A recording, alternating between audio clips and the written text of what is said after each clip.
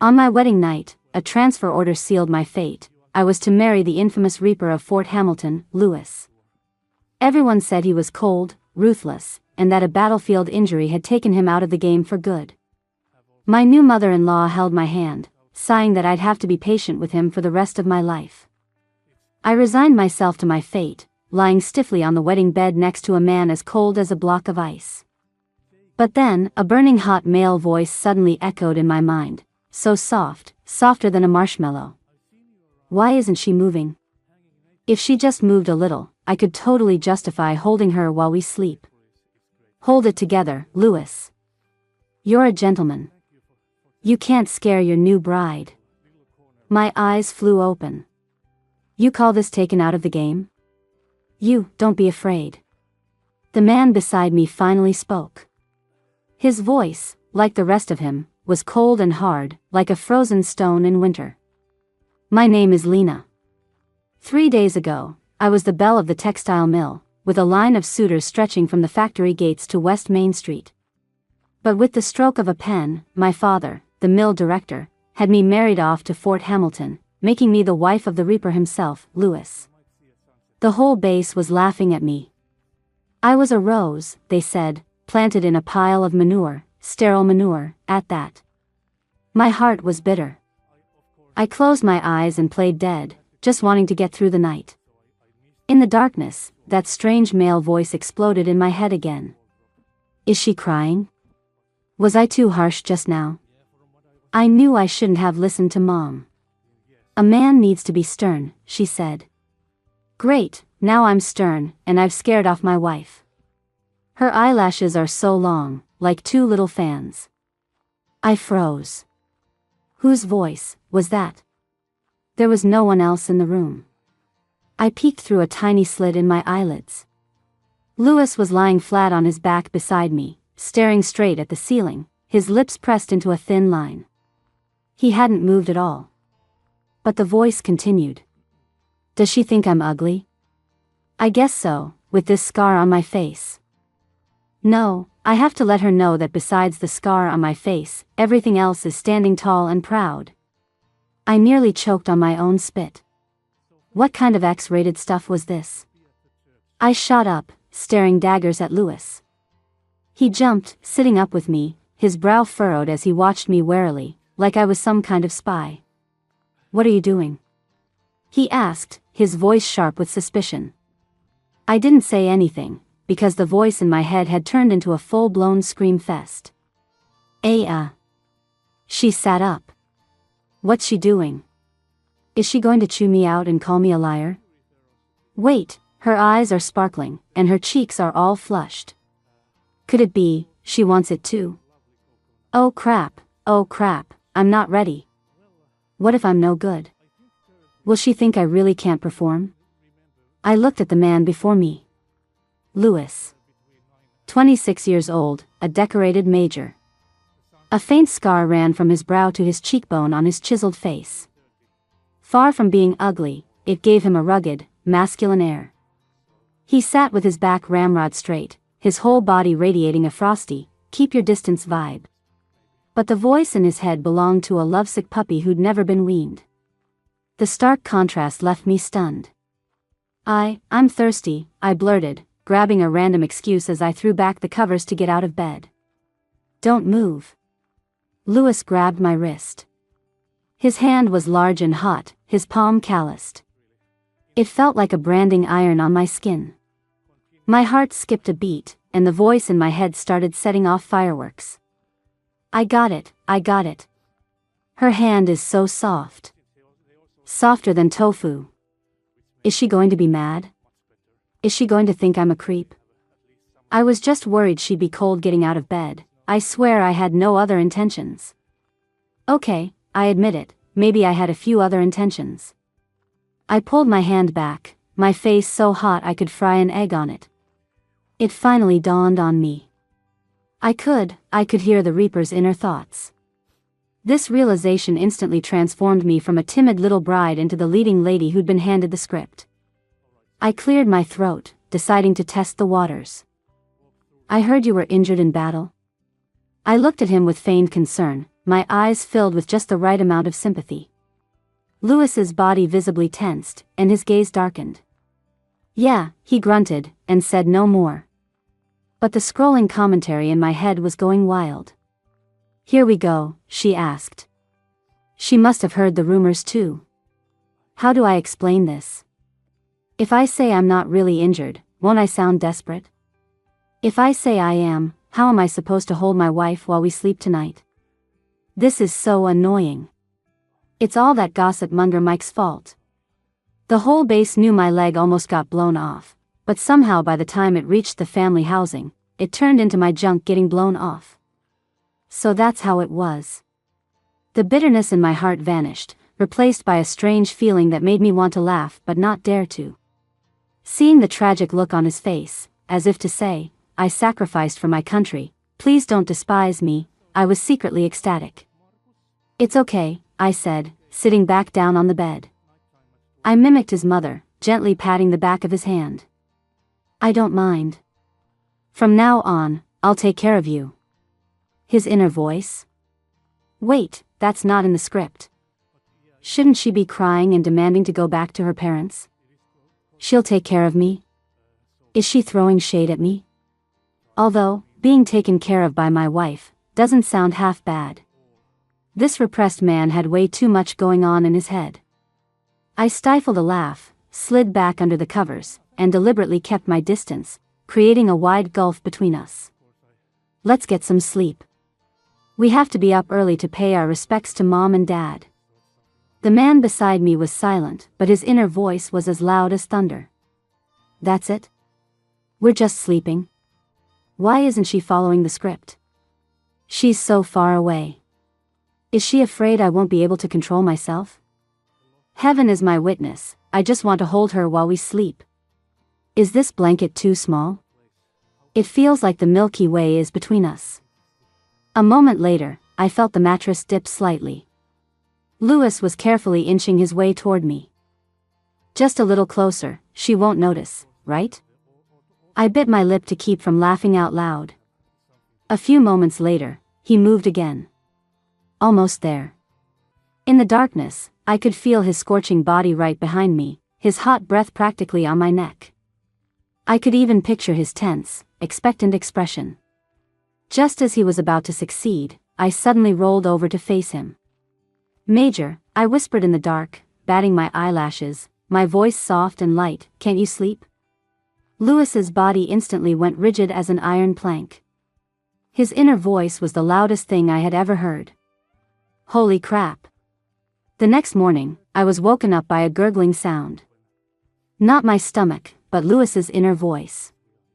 My wife's neck is so pale, I want to kiss it. Resist. You're a gentleman. Why isn't she up yet? Mom said my sisters-in-law are coming over today. What if they try to give her a hard time? Nope, I've got to think of a way to help my wife slay today. Dude, you seem to know a little too much. I opened my eyes and met Louis's, which were filled with righteousness and purity, a stark contrast to the garbage floating around in his head. You're awake? Let's get up. Mom wants us over for breakfast, he said, his voice steady, as if he wasn't the one howling in his mind all night. I nodded and slowly got up to dress. The Louis were indeed a large family. Louis was the third son, with two older brothers. The eldest had a government job, and the second was a businessman. Both were married with kids old enough to play Little League. Word was, both sisters-in-law were a real piece of work. As I braided my hair, I listened to Louis's live commentary. The oldest one, Jessica, loves to hide a knife behind her smile. She's definitely going to bring up Lena's background, saying she's just from a working-class family and not good enough for us. The second one, Karen, is a firecracker who goes off at the slightest provocation. She can't stand to see anyone doing better than her. Lena's so pretty, Karen's definitely going to be jealous. How should I warn Lena? If I say it directly, will I seem like a nagging busybody? Got it. Louis walked over to me, pulled a brand new, army green polyester shirt from the closet, and handed it to me. For the tea ceremony today. Wear this, he said concisely. I took the shirt, but he didn't let go. He pointed to the collar, then to his own insignia.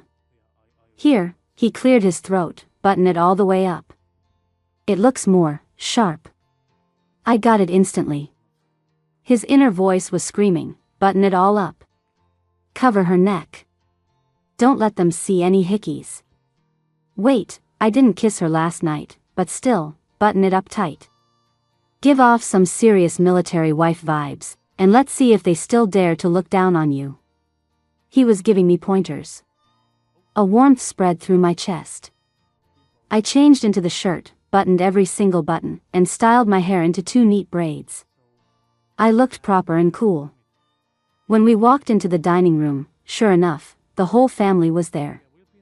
His mom was setting out bowls, his dad was reading the paper at the head of the table, and his 2 older brothers were smiling beside them. The 2 women at the table, however, were scanning me up and down like a pair of searchlights.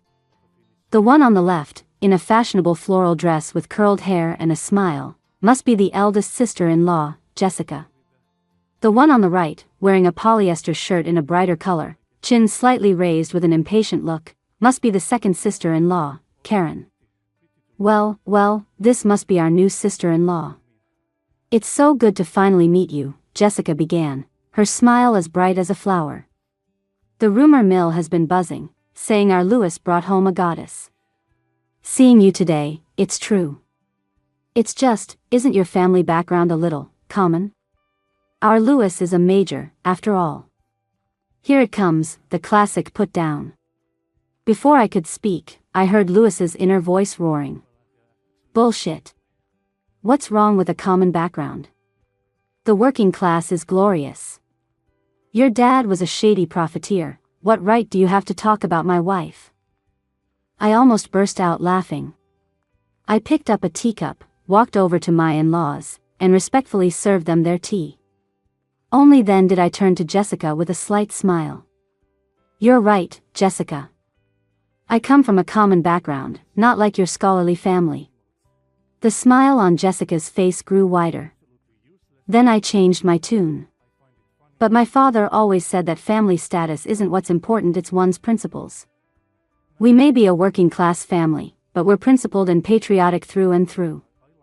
Unlike some people, who talk a big game about progress but are running who knows what on the side. Louis is a war hero. The most important thing for his wife is to be politically irreproachable. Don't you agree, Jessica? I put extra emphasis on the words running who knows what. The color drained from Jessica's face. Louis's inner voice, nice one. My wife is a badass. Great comeback. Let's see her try that again. On the outside, he remained poker-faced, but under the table, he sneakily gave me a thumbs up. Karen, the sister-in-law next to her, snorted. You've got a sharp tongue. But what's the use of just talking? A woman's worth is in running a home and having children. You'd better get to work, Lena. The whole family is counting on you to carry on Louis's line. Her words were even more malicious, a clear jab at the rumors about Louis. The mood at the table turned awkward. Louis's fist clenched instantly, I could even hear him grinding his teeth. His inner voice was burning with rage. Karen is such an idiot. What does she know? Whether I can perform or not is none of her damn business. I'm so pissed. If I flip the table now, will it scare Lena? I reached under the table and gently placed my hand over his fist. He froze, then slowly relaxed his hand. I looked up at Karen, my smile even sweeter. You're right, Karen. But these things depend on fate, and on the man's ability. I'd love to get to work, but that would require our Louis to have some time off. I paused deliberately, then turned to Louis, my eyes full of mock complaint and affection. You wore me out so much last night, and then you still got up for PT so early this morning. I'm completely exhausted. In the future, could you please try to pace yourself? My voice was just loud enough for everyone at the table to hear clearly. The air froze. My father-in-law was holding his newspaper upside down. My mother-in-law dropped her chopsticks. My brothers-in-law looked like they'd seen a ghost. Jessica and Karen were dumbstruck, their jaws on the floor. And next to me, Louis's handsome face turned beet red, starting from his ears and spreading until it was the color of a cooked lobster. His inner voice wasn't just screaming anymore. It was a nuclear explosion. Holy hell, what is she saying? What did I do last night? I didn't do anything. It's over, my reputation is ruined. Wait, is she trying to help me? Is she telling everyone that I can perform? Oh my God, my wife is the best. She's willing to sacrifice her own reputation for mine. I, Louis, will have no other wife but her. Oh, wait, I already married her. I fought to hold back my laughter as I gently hooked his palm with my finger under the table. Seeing him, so torn between wanting to explain and not daring to, wanting to be shy but having to maintain his authority, I suddenly thought that this military marriage might actually be a lot of fun. Just then, the base's broadcast system crackled to life with the sound of a bugle call for an emergency assembly. Louis shot to his feet. Orders from command. I have to get back to my unit immediately. He glanced at me, his eyes saying 1,000 words, but all he said was, I'm leaving. The house is in your hands. I watched his retreating back, a little hollow inside.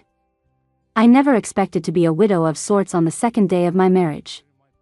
But the last of his thoughts lingering in the air left me stunned. Damn it, couldn't this mission have come at any other time?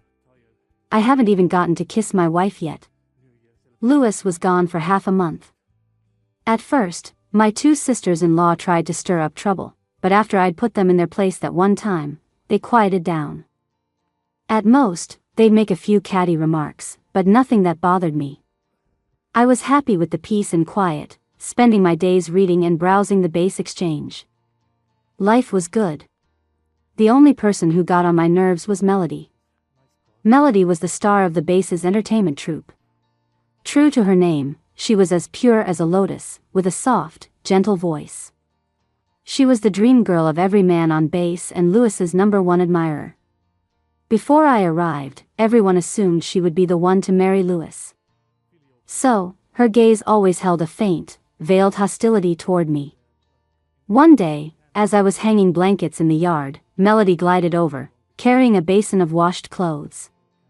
Lena, she said with a sweet smile, all alone at home? With the major gone, you must be so lonely. I snapped a blanket open, sending cotton fluff flying in the sunlight. I gave a noncommittal Wasting another word on a two-faced snake like her was pointless. Sigh, she sighed, her voice just loud enough for the other military wives shelling peas nearby to hear. I feel so bad for the major.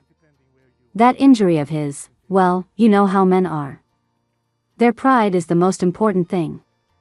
Lena, you must never mention it in front of him, or he'll be devastated. She looked at me with pity, as if I were the poor, lonely wife. The nearby wives immediately perked up their ears, exchanging knowing glances. I scoffed internally. Amateur hour. Just then, the mailman rode up on his old school bicycle. A letter for Lena. My eyes lit up. It was from Louis. I took the thick envelope. My name was written on it in 3 bold, sweeping characters. Melody's eyes flickered. Is that a letter from the major? He's so good to you, writing after just a few days.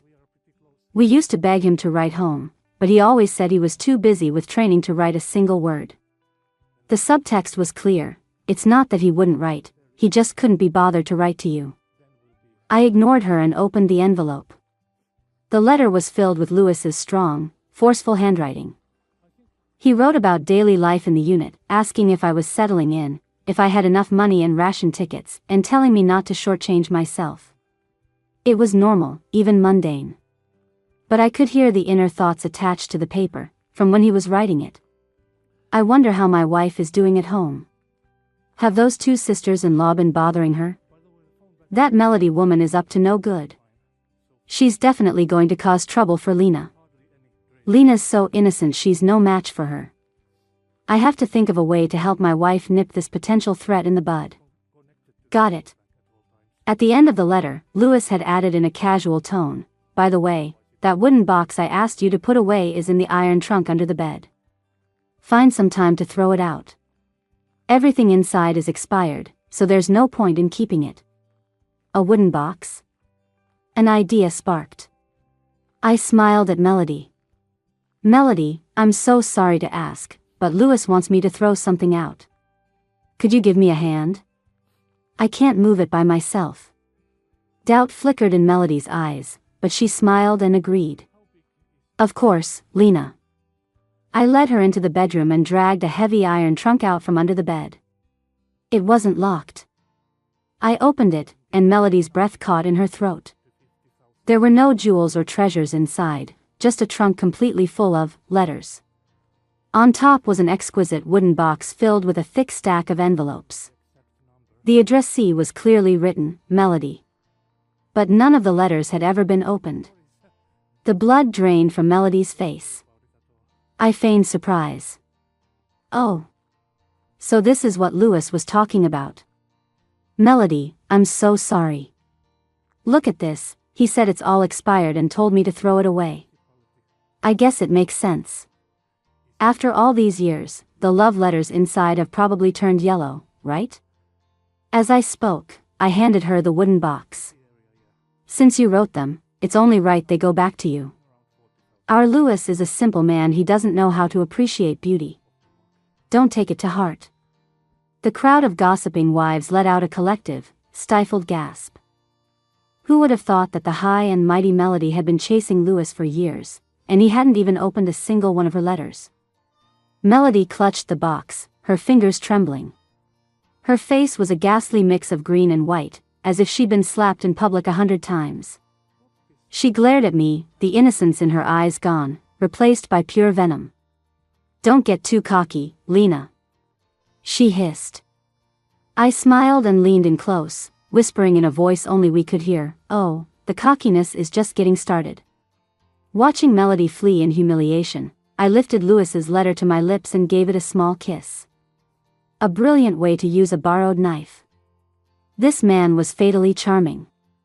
I didn't know it then, but thousands of miles away on a training field, Lewis let out a massive sneeze. A fellow soldier teased him, "Thinking about your wife, Major?" Lewis's ears turned red, but he barked, "Get lost. Back to training." But in his mind, he was thinking, "I wonder if that trick worked. My wife is so smart, she must have understood what I meant." Sigh, I miss my wife. I miss her scent, so sweet and soft. Next time I'm on leave, I'm going to make up for that missed kiss, and then some. After the Melody incident, my status on the base inexplicably rose. No one dared to say I wasn't good enough for Lewis to my face anymore, and no one brought up the rumors of his inadequacy to get under my skin.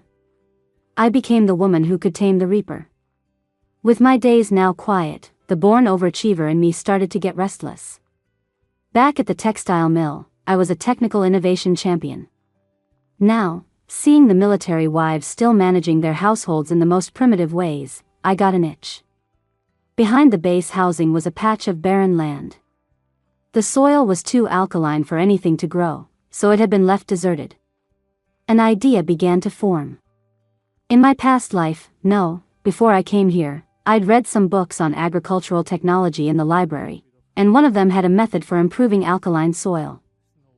I decided to go for it. I asked my mother-in-law for permission to use the land. She had a "do whatever makes you happy" expression. The land was just sitting there anyway. And so, everyone on base saw the new major's wife, that delicate city girl, heading to the barren field every day with a hoe over her shoulder. TSK, city folks have strange hobbies. Is this her idea of roughing it? I bet she's just bored. A couple of days of digging and a few blisters, and she'll learn her lesson. My sisters-in-law came to see me once. They looked at me, covered in mud, and just shook their heads. "Lena, why are you doing this to yourself? If you need something, just ask the family. Don't embarrass yourself out here," Karen said bluntly. I ignored the gossip and focused all my energy on my experimental plot. Following the book's instructions, I flooded the field to leach the salt, mixed in sand to reduce the alkalinity, and even hauled loads of rich compost from the nearby hills to improve the soil. After 2 weeks, I was tanner and thinner, but the hard, cracked earth had become soft and fertile. I planted my first batch of bok choy seeds. During this time, Louis sent 2 more letters. As usual, they were full of concern for my well-being and more of his remote control tactics. Mom said Lena is farming. She's a city girl, what does she know about farming? She'll probably end up growing weeds instead of vegetables. No, I have to help her. So, in his second letter, he casually mentioned, a buddy of mine graduated from agricultural school. He said that to get vegetables to grow well, you need to add some wood ash as fertilizer. If you're bored at home, you could give it a try. I read the letter and didn't know whether to laugh or cry. This man was really worrying himself sick over me. Not only did I add wood ash, but I also made my own fermented fertilizer, tending to my little plot more carefully than I tended to my own face. A month later, when the first crop of bok choy sprouted tender green shoots, the entire base was in an uproar. No one could believe that the cursed land could actually produce vegetables. When I harvested the first basket of crisp, fresh bok choy, washed them, and gave a handful to every family on our block, the way the other wives looked at me changed. It went from entertainment to admiration. Lena, you're a miracle worker. You even made this land fertile. Seriously, you have such a green thumb. You have to teach us. I became the agricultural expert of the military wives circle. My mother-in-law was overjoyed, holding my hand and endlessly praising me for being capable and talented. My sisters-in-law also saw me in a new light and no longer dared to look down on the daughter-in-law from a working-class family. Far from embarrassing myself, I had brought great honor to the Lewis family. One day, I was in the garden watering the second batch of seedlings when Lewis's communications officer, Private Miller, came racing over on his bicycle. Ma'am. Ma'am. The Major's back. My heart skipped a beat, and I dropped the water ladle. He was back. I ran home with Miller, and from a distance, I could see a crowd gathered at our doorstep. I pushed my way through and saw Lewis, dressed in a dusty uniform, standing in the middle of the yard. He was darker and thinner than when he left, but his eyes were brighter. He was holding one of the bok choy I grew, turning it over and over in his hands. The people around him were all singing my praises. Major, you're so lucky. You married a real angel. Yeah, your wife is amazing.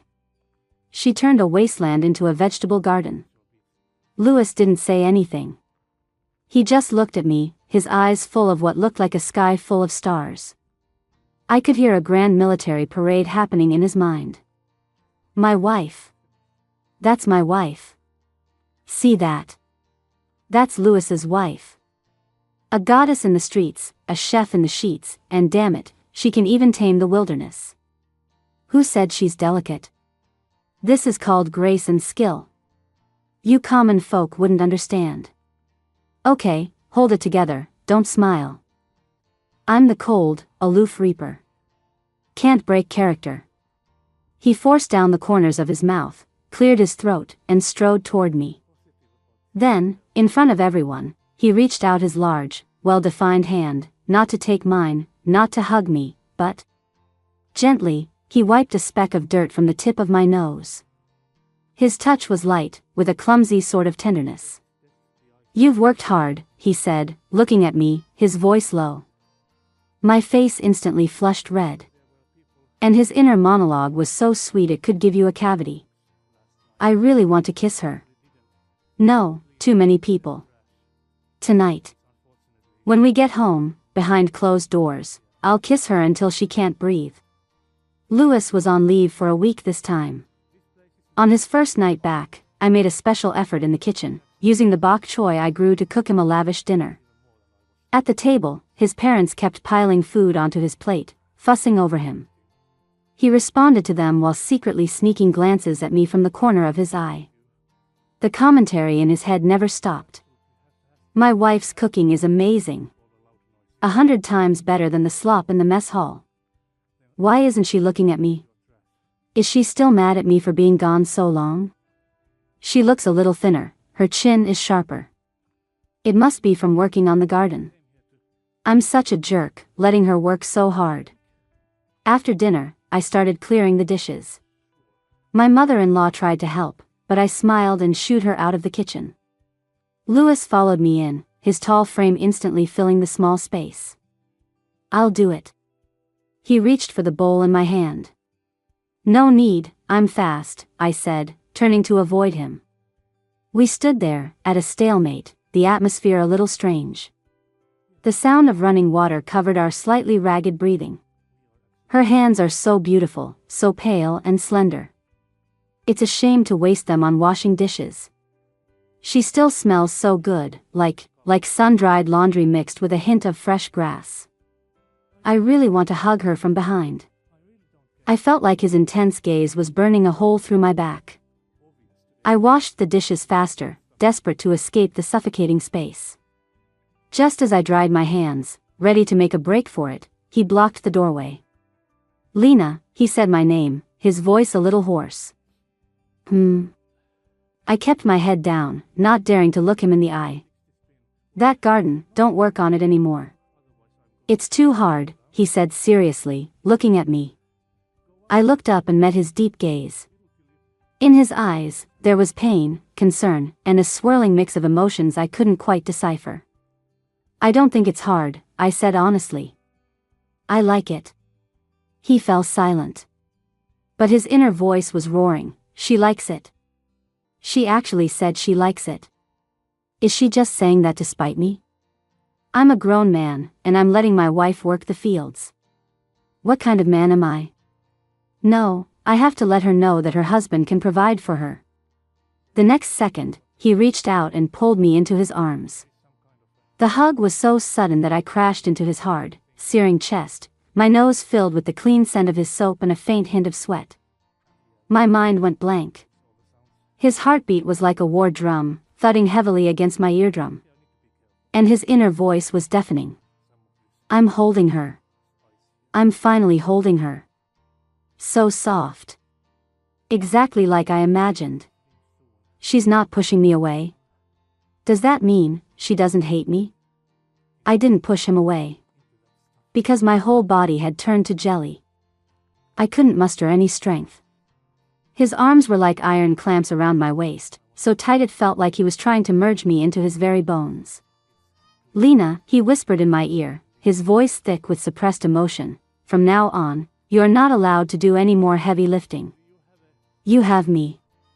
Those 3 words, you have me, moved me more than any flowery declaration of love could.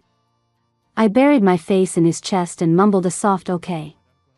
He seemed encouraged by this, his arms tightening around me. She agreed. She agreed. Does she like me too? Can I kiss her? Can I kiss her now? The mood is right. If I don't kiss her now, I'm less than a man, right? I could feel him lowering his head slightly, his warm breath fanning the top of my hair. My heart was in my throat. Here it comes, it's coming. But just as his lips were about to touch mine. Ahem.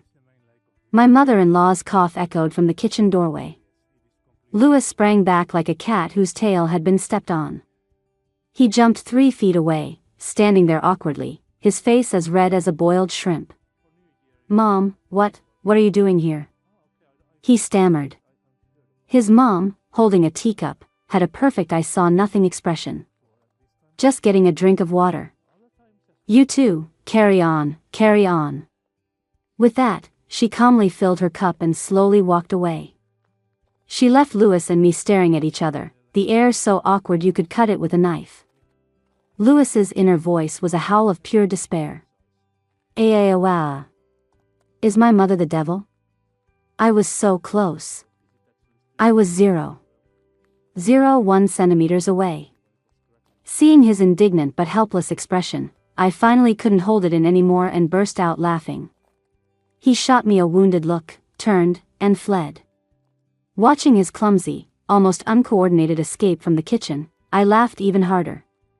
That night, I lay in bed, pretending to be asleep. Beside me, Louis was tossing and turning like a pancake on a griddle. Tonight. I can't miss my chance again. I'm a man, what's wrong with taking the initiative? But, what if she's not willing? What if she thinks I'm too rough? Forget it. I'm going for it.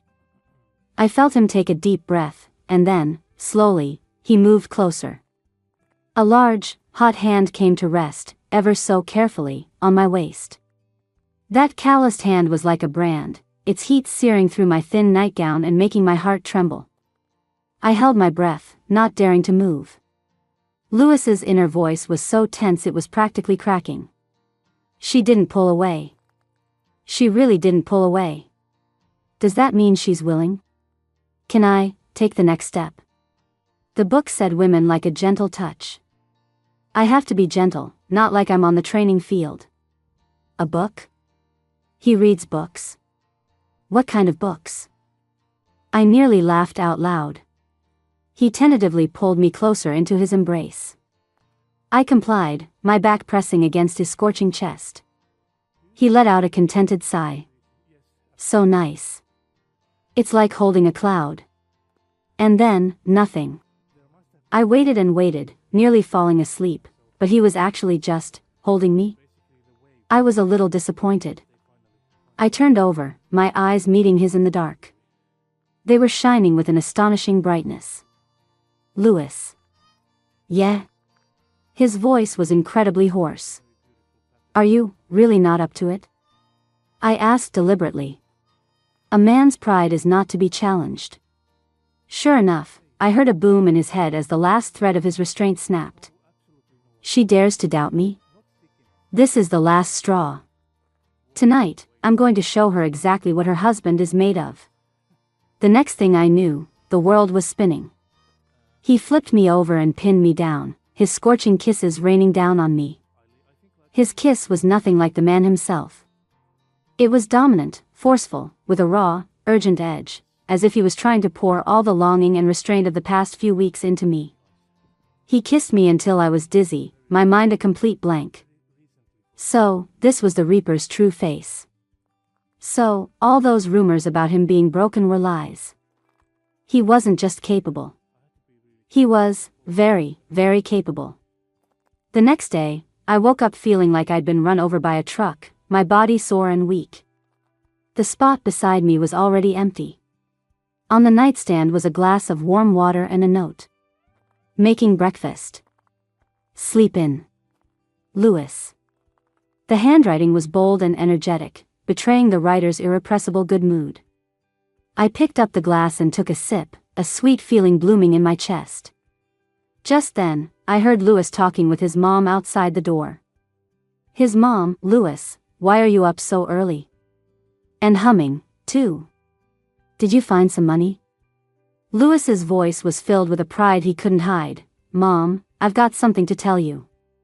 You're going to be a grandma very soon. I sprayed a mouthful of water. That shameless man. I threw back the covers to get up and give him a piece of my mind when I noticed a conspicuous red stain on the sheet. I froze. It was, from me. But on the other side of the sheet, there was another small, dark red stain.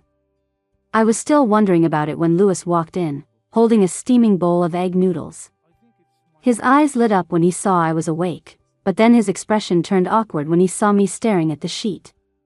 His inner voice was a mix of nervousness and regret. Crap, she saw it. I was too excited last night and forgot to clean up the wound. The blood seeped out. Is she going to think I'm pathetic? That I can't even kiss someone without making myself bleed? Kissing himself into bleeding? I looked at him, puzzled, and saw him subconsciously lick his lips. That's when I noticed a tiny, scabbed-over cut on his lip. I understood instantly. Last night, he had kissed me so hard, so urgently, that he had actually bitten his own lip. This adorable idiot. I looked at him standing there awkwardly with the bowl of noodles, like a guilty child. I didn't know whether to be angry or amused, but my heart ached for him. Come here, I beckoned. He obediently came over and placed the bowl on the nightstand. I reached out and gently touched the cut on his lip. Does it hurt? He shook his head, though his ears were beet red. Doesn't hurt. But his inner voice was howling, it hurts. Of course it hurts. I practically chewed my own lip off trying to kiss my wife. But it was worth it. So worth it. I pulled my hand back and pointed to the 2 stains on the sheet. Major, I think you owe me an explanation. What exactly is going on here? I wanted to see how this repressed man would explain his heroic injury. Lewis's face instantly turned the color of a ripe plum. Lewis's eyes darted around, avoiding mine. That's mosquito blood. Mosquitoes in the middle of winter? 2 of them, no less. One on my side, one on his, performing some kind of synchronized art project on the sheets. His inner monologue was about to drown him. I'm a genius. Mosquito blood. The perfect excuse. She'll totally buy it. She's so innocent. Wait, why is she looking at me like that? Does she not believe me? Crap, how do I explain this? I can't just say I was so excited kissing you that I bit my own lip, can I? Where would my Reaper reputation be then? Seeing him spout such earnest nonsense, I decided to mess with him. Oh, really? I pulled back the covers and pointed to a non-existent mosquito bite on my leg. Well, this must have been a tough mosquito. It bit me so hard my legs are still weak. Major, you have to avenge me. Find this audacious insect and bring it to justice. His face, in a fascinating display, shifted from red to a deep shade of purple. I bet he was desperately looking for a hole to crawl into. It's over. She knows. She definitely knows. Is she laughing at me? Laughing at my inexperience, like some teenage boy? There goes my legendary reputation. I finally couldn't hold it in any longer and burst out laughing. Lewis watched me, bent over in hysterics, his expression shifting from embarrassment to mortification, and finally, to a helpless smile of his own. He sat on the edge of the bed and pulled me into his arms, resting his chin on the top of my head. Lena, he said, his voice low and regretful, I'm sorry. I don't have much experience. Pfft, I playfully punched his chest. Who does? He didn't say anything, just held me tighter. After that tender moment, life went on. Lewis's leave ended quickly, and he returned to his unit. But this time, my mindset was completely different. I was no longer the passive bride who just accepted her fate. I was the mistress of this house, Lewis's rightful wife. I kept the house in perfect order, doubled the size of my vegetable garden, and even started teaching the other military wives how to pickle vegetables. My prestige on the base grew day by day. But with great power comes great jealousy. My rising star was clearly getting in some people's way. One day, I was at home sorting through a package Lewis had sent back. It was his dirty laundry and another letter. I was happily listening to the sweet nothings in the letter. My wife is so capable, I love her to death, when Melody appeared like a ghost again. But this time, she wasn't alone. Behind her stood 2 men in uniform with grim expressions. Comrade Lena, one of the men, who had a square face, said sternly, "We're from base security. We've received a report that you are a person of unknown identity with ties to enemy spies. Please come with us for questioning." My heart dropped. Enemy spies? In this era, that was a death sentence. Melody stood behind them, a triumphant smirk on her face. "Don't be scared, Lena. As long as you have a clear conscience, the authorities will clear your name," she said with false sincerity.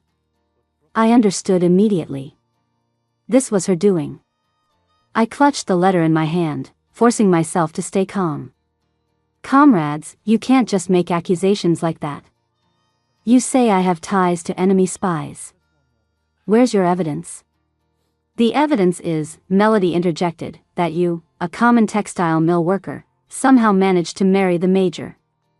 Since you arrived, you've been stirring things up, farming and winning people over. Who knows what your real motives are? And, she pointed to the package in my hands. Why is the Major sending you packages and letters so frequently? Are you passing intelligence back and forth? Her logic was outrageous. But in those sensitive times, once the seed of suspicion was planted, it was hard to uproot. Please cooperate with our investigation, the security officer said, reaching for the package. I took a step back, clutching it to my chest. This wasn't just Lewis's clothes and a letter, it was the bond between us. I wouldn't let them take it. At that tense moment, a thunderous roar came from the doorway. I'd like to see anyone lay a hand on her. It was Lewis. He was back. He stood in the doorway in his crisp uniform, backlit by the sun like an avenging god. His eyes were as cold as ice, fixed on the two security officers. Is this how base security conducts its investigations? You dare harass the family of a war hero based on nothing more than a malicious accusation? His voice wasn't loud, but it carried the weight of 1,000 pounds. The security officer's legs started to tremble. Ma, Major Lewis. Lewis ignored the two terrified security officers. His gaze, sharp as a knife, landed on Melody. Comrade Melody, he said, his voice so cold it could freeze water. Do you know the penalty for falsely accusing the family of an active duty soldier? The blood drained from Melody's face. Her lips trembled, but she couldn't utter a word. She never dreamed Lewis would suddenly return at this very moment. Lewis's inner voice was far more turbulent than his expression. Damn it. I'm out there risking my life on the front lines, and these bastards dare to mess with my wife behind my back. Melody, that venomous bitch. Last time wasn't enough of a lesson. This time, I'll make sure she rots in jail. My wife must be terrified. She's so timid. Wait, no, my wife is tough as nails, but she must be feeling wronged. He strode over to me and, in front of everyone, pulled me behind him. It was an undeniable, protective gesture. My heart instantly settled. With him here, I wasn't afraid of anything. Lewis, why are you back? I whispered. Mission ended early. I was worried about you, he murmured without turning around. Then he faced the others again, his eyes turning back to ice. Tell me, who gave you the nerve? The two security officers exchanged a glance. Finally, the square-faced one managed to say, Major, we were just following orders from Deputy Director Evans. Deputy Director Evans? My mind raced. Wasn't that Jessica's uncle? Lewis's eyes narrowed. Aha, so it was an inside job. That Jessica woman, I knew she was no good. A wolf in sheep's clothing, always pulling shady crap behind our backs. Does she think I won't touch her just because her uncle is a deputy director? How naive. Lewis let out a cold laugh. Deputy Director Evans? Good, very good. It seems our base security is long overdue for a cleanup. He turned to Melody. And you? You say Lena's identity is suspicious? That we're passing intelligence in our packages? He snatched the package from my arms and, in front of everyone, dumped its contents onto the ground. A pile of dirty clothes scattered everywhere. Then he took out the letter and handed it to the square-faced officer. Read it. The officer's hands trembled as he took the letter and began to read haltingly. My dearest wife, I hope this letter finds you well. The food here is the same as always, beef and potato stew. I think I'm turning into a potato. I miss your pot roast. He couldn't read any further, his face bright red. The onlooking wives burst into laughter. This was their so-called intelligence. This was clearly just a husband and wife being sweet to each other. Melody's face was a mess of colors. This is impossible. She shrieked. You must have hidden the real intelligence. Enough. Lewis roared. Melody, you've pushed your luck again and again. Did you really think I wouldn't touch you? He pulled a few photos and a file from his pocket and threw them in her face. See for yourself what this is. The photos showed Melody in a park corner, arguing with a strange man. The file was a detailed investigation report. This man, Lewis said coldly, pointing to the photo, is a reporter for a foreign news agency. Comrade Melody, you've been meeting with him quite frequently lately, haven't you? What exactly have you been discussing? Melody stared at the photos as if struck by lightning, and collapsed to the ground. No, it's not. It's not. Lewis pressed on. Then why don't you explain why a dancer from the entertainment troupe is asking a foreign reporter about our unit's rotation schedule and military exercise deployments? Are you so interested in national affairs you're planning to become the Secretary of Defense? A gasp went through the crowd. This was no longer a simple false accusation. This was treason. Espionage. The two security officers' legs gave out, and they nearly fell to their knees. They never imagined that while investigating a supposedly suspicious military wife, they would stumble upon a real, live spy. Take her away, Lewis ordered, not even glancing at Melody on the ground. And investigate that Deputy Director Evans while you're at it. I don't care if he's a director or a deputy director. If he dares to stick his hands into my family, I'll chop them off. His powerful words echoed through the courtyard, filled with the unyielding authority of a soldier. His inner voice was just exciting. Mess with me, fine. Mess with my wife? Not happening. I don't care who it is. Not even God himself. I looked at his determined profile, my eyes welling up. This man was my hero. The affair with Melody and Deputy Director Evans sent shockwaves through the base. The investigation revealed that the Deputy Director had been using his position to collude with Melody, leaking non-critical military information to a foreign reporter in exchange for money and a supposed boost to his career. They had targeted me because Melody was jealous, and because they thought a city girl with an unknown background would be the perfect scapegoat. By framing me as a spy, they could cover their own tracks.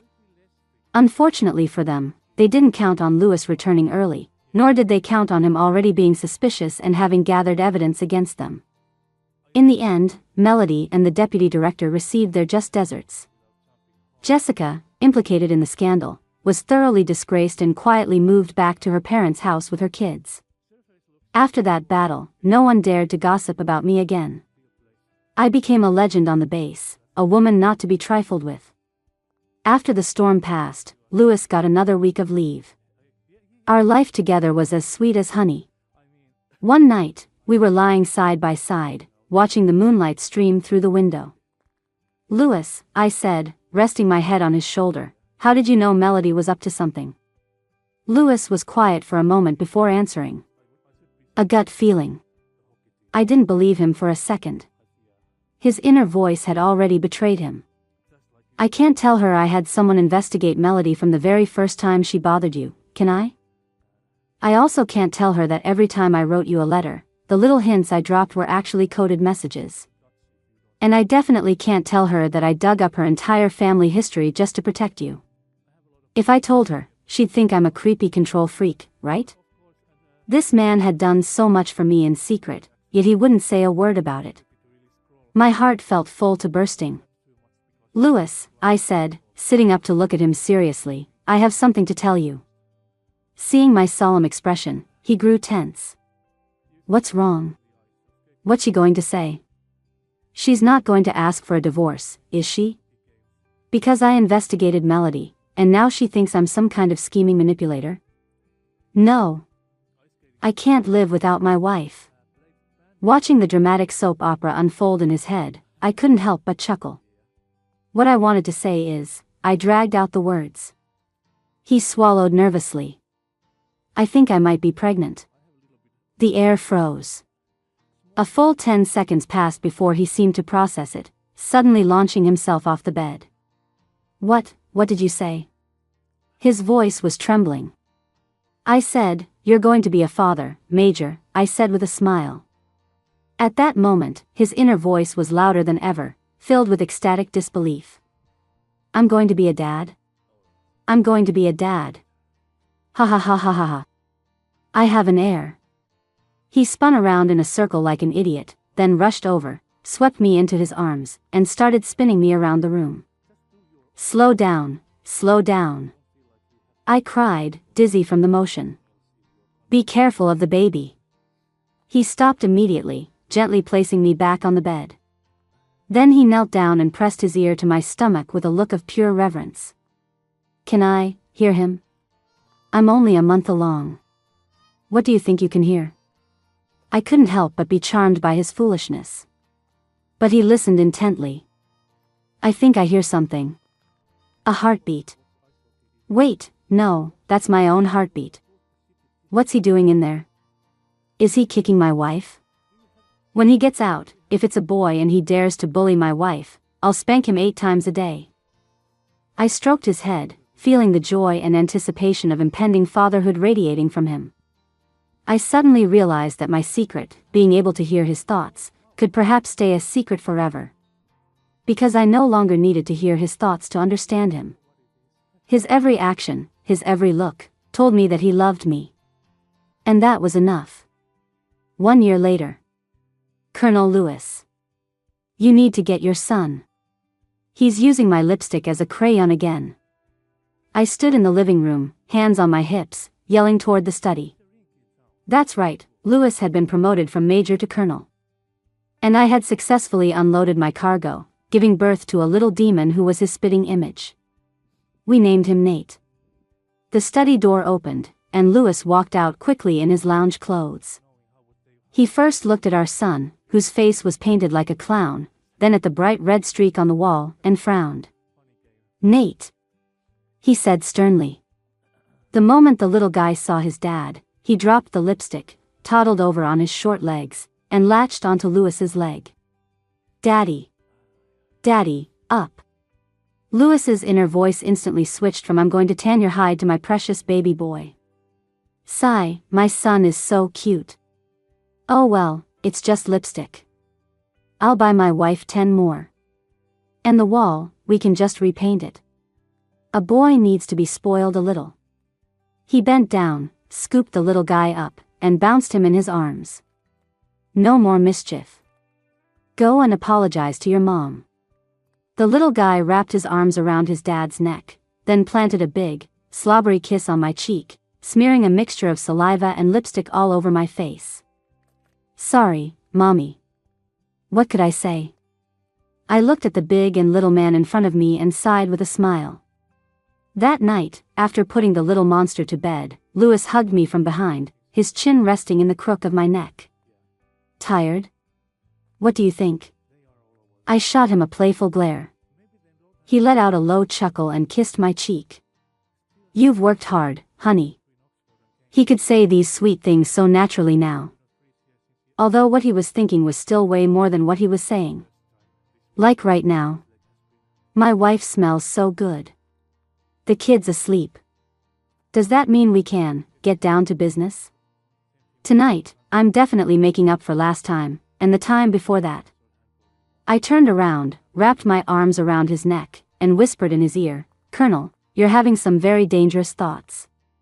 Lewis froze, then realized what I meant, and his ears turned red again. He swept me up into his arms and strode toward our bed. The dangerous part is yet to come. The moonlight spilled gently through the window. I knew that with this man by my side, my future would always be just like this, warm, lively, and full of love and sunshine.